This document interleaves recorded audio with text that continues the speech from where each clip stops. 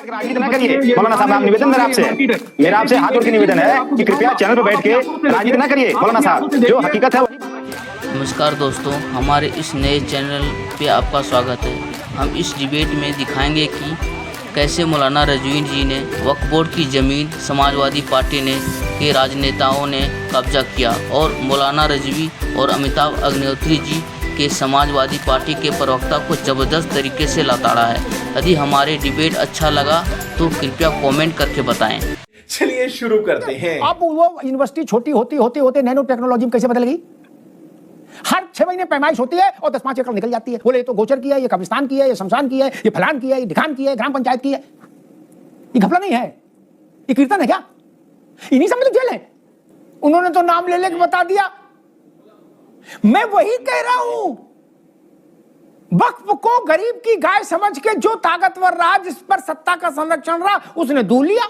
आजम खान हो और जो शर्जील इस्लाम हो, जितने भी हैं साहब ने कहा वही सही।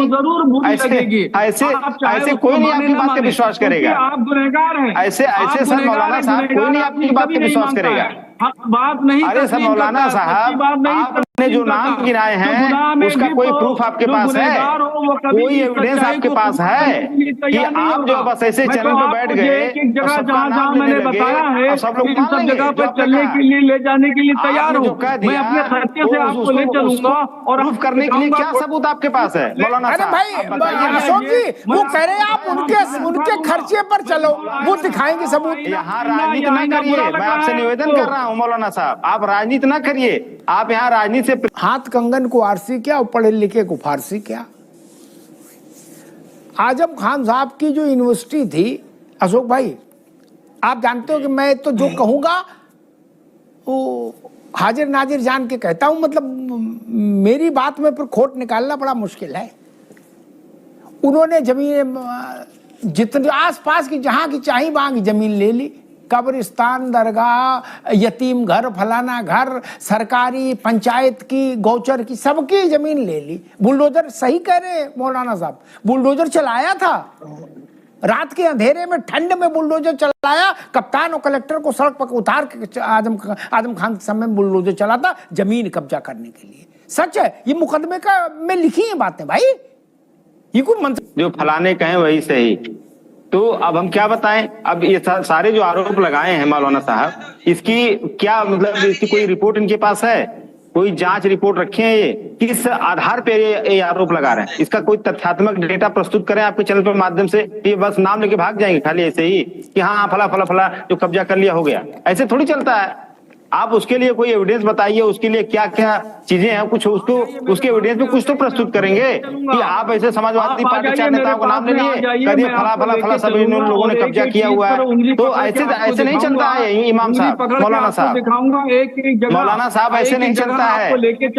आप देखिए, चैनल पे बैठकर राजनीति ना करिए मौलाना साहब। आप निवेदन मेरा आपसे हाथ जोड़ के निवेदन है कि कृपया चैनल पे बैठ के राजनीति ना करिए मौलाना साहब, जो हकीकत है वही बात रखिए। आप मौलाना हैं, कम से कम आपको अपनी जिम्मेदारी का एहसास होना चाहिए कि आप क्या कह रहे हैं और हकीकत क्या है।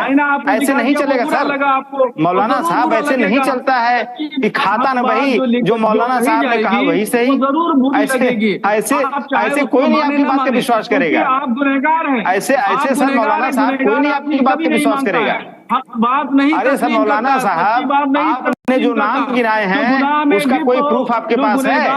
कोई एविडेंस आपके पास है कि आप जो बस ऐसे चैनल पे बैठ गए जहाँ मैंने बताया है सब जगह पर चलने के लिए, ले जाने के लिए तैयार हूँ। मैं अपने सत्य से आपको ले चलूंगा और प्रूफ करने के लिए क्या सबूत आपके पास है मौलाना साहब? भाई अशोक जी, वो कह रहे हैं आप उनके खर्चे पर चलो, वो दिखाएंगे सबूत। यहाँ राजनीति ना करिए, मैं आपसे निवेदन कर रहा हूँ मौलाना साहब, आप राजनीति ना करिए। आप यहाँ राजनीति से प्रेरित होकर बोल रहे हैं। आपके पास कोई तथ्यात्मक एविडेंस है? मेरा कोई डेटा है आपके पास? राजनीति नहीं करता हूँ मैं, किसी पॉलिटिकल पार्टी का मेंबर तक नहीं हूँ जनाब आली। मैं एक भारतीय जनता पार्टी के लोगों से क्या है आपका पैक्ट है? मैं राजनीति नहीं कर रहा हूँ, राजनीति आप कर रहे हैं। भाजपा की भाषा बोल रहे हैं चैनल पे बैठ के। आप भारतीय जनता पार्टी की भाषा मत बोलिए कृपया। सच्ची बात को आपके तस्लीम नहीं पास कर जो रहे हैं, सबूत है, उस झूठ सबूत को बोलते बताइए। चले जा रहे हैं आपके और पास जो है जो सच्चाई एविडेंस है पे उसको पर्दा डालना बताइए। चाहते हैं। आप भारतीय जनता पार्टी सच्चाई होकर भाषा बोल रहे रहती है, चैनल बैठ के, हक ये उचित बात नहीं है होकर सर। रहती है मैं आपसे और जो है निवेदन कर रहा सच्चाई हूँ, कभी भी मैं छुप आपसे नहीं निवेदन कर सकती, रहा हूँ मौलाना हक साहब, बात कभी इस भी तरह नहीं से छुप भारतीय सकती। जनता पार्टी की हम भाषा आईना ना बोलिए। दिखाते रहेंगे आपको, आप सर जो भी आपको बात आईना कर रहे दिखाते हैं, जो भी रहेंगे। आरोप आप लगा रहे चेहरा हैं, अपना चेहरा उसके पीछे गुनहगार कोई चेहरा एविडेंस दिखाइए गुनहगार आप। चेहरा चैनल आईने के में सामने देखते दिखा रहिए दीजिए, जनाब जैसे हाथ अली। दिखा रहे हैं ऐसे राजनीति ऐसे, आप वैसे करते हैं, रिपोर्ट दिखा मुसलमानों को दीजिए। उकसाते जैसे हाथ आप दिखा रहे हैं, हैं वैसे मैं नहीं एविडेंस दिखा उकसाता दीजिए, हूँ। रोड वैसे पे सबूत लाने दिखा की आप दीजिए। बात करते लेकिन वो चीज है हैं, मैं नहीं रोड आपके पे पास। लाने की बात आपको नहीं करता बोलना हूँ। है मुसलमानों को भारतीय जनता पार्टी से लड़ाने की मिलके बात आप बोल आप रहे हैं करते यहाँ हैं, पे, और जो मैं आप बोल रहे लड़ाने हैं की पूरा बात दुनिया नहीं देख रही करता है हूँ। कि कम आपकी से बात कम में कम कैसे से कम सच्चाई जो है कोई मानेगा। शर्म करिए, आपके पास शर्म कोई सबूत करिए, दिखा दीजिए, सब लोग सच्चाई मान को लेंगे। तस्लीम करिए,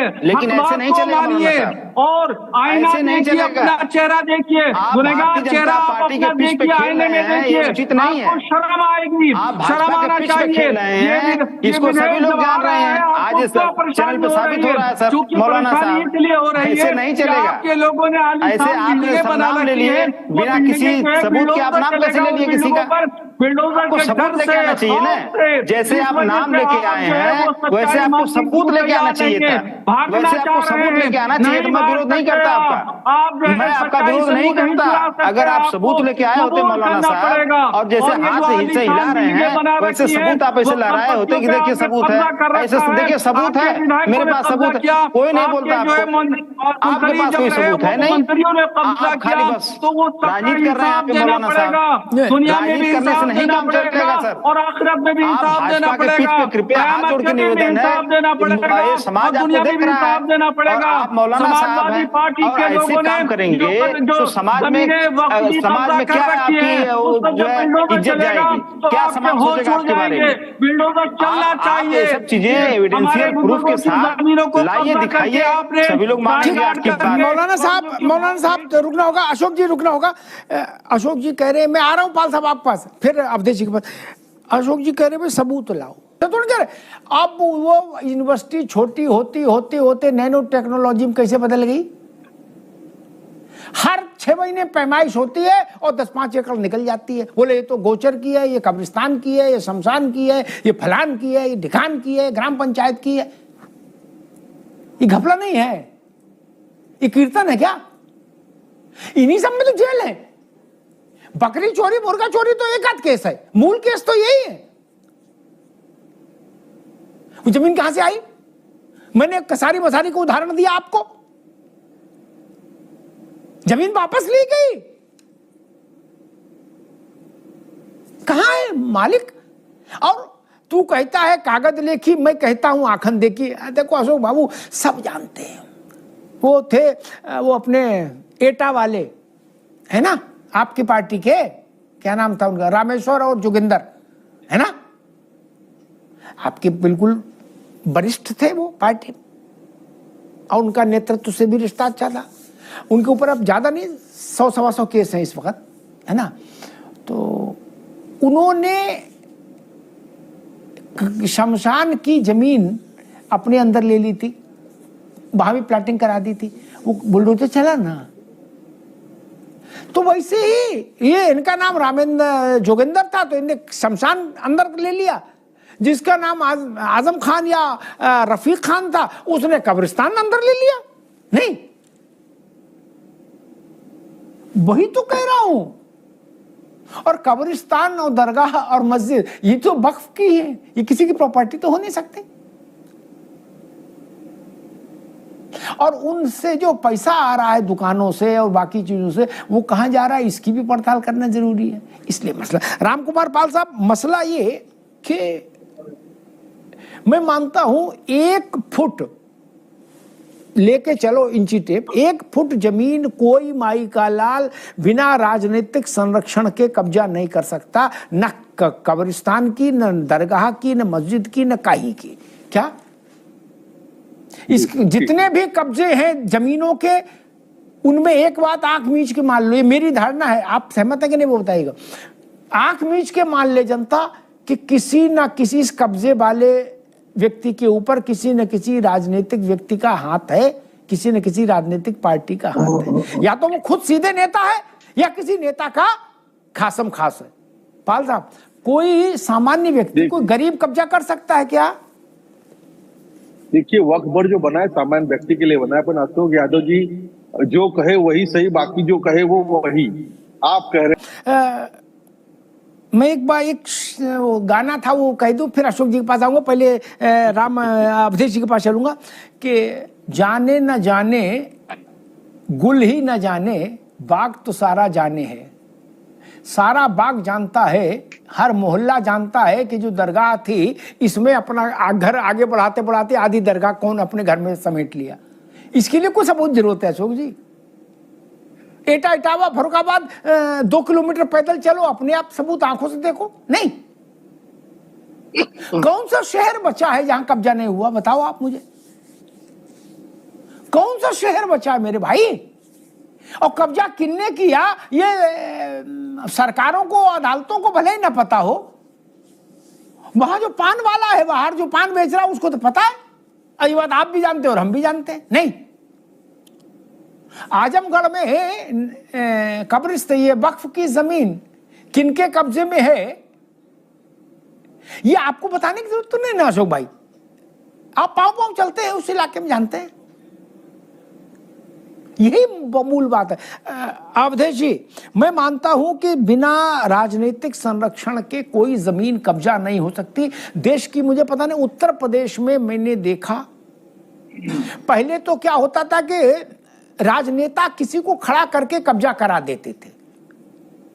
उसके बाद जब और पतन हुआ तो राजनेताओं ने कहा किसी की जरूरत नहीं, मैं डायरेक्ट कब्जा करूंगा। क्या जो उदाहरण हमने बहुत सारे अभी दिए, मौलाना साहब ने तो हमसे भी ज्यादा उदाहरण दे दिए। 1 फुट जमीन कोई माई का लाल कब्जा नहीं कर सकता जब तक कि उसके ऊपर किसी राजनीतिक उसका संरक्षण का हाथ नहीं हो। अवधेश जी, ठीक है।